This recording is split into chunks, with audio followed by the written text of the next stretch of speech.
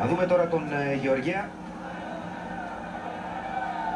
Έχασε την μπάλα από τον Κοεντράο. Α, καλά, δεν σου είπα, Είχα πάει, φίλε, να πάρω ένα κοντρόλ για τηλεόραση, χάλασε το δικό μου. Και πήρα ένα, βρήκα ένα.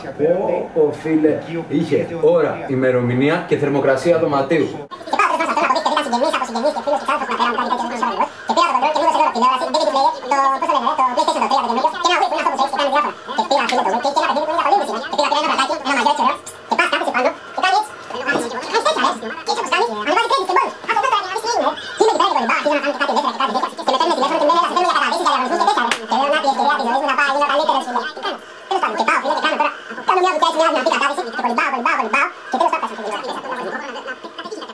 Και κολυμπάω.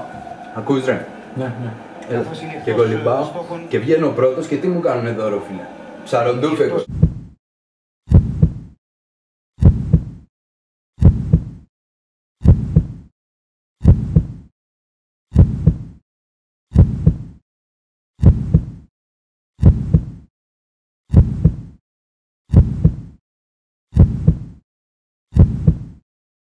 Φάγαμε και τα λοιπά. Ήρθανε και κάτι ξαδέρφες μετά. Έγινε, φίλε, τζέρτζελος μεγάλος. Σου λέω, ας τρέχαμε και δεν φτάναμε. Εν τω μεταξύ, μετά τι έγινε?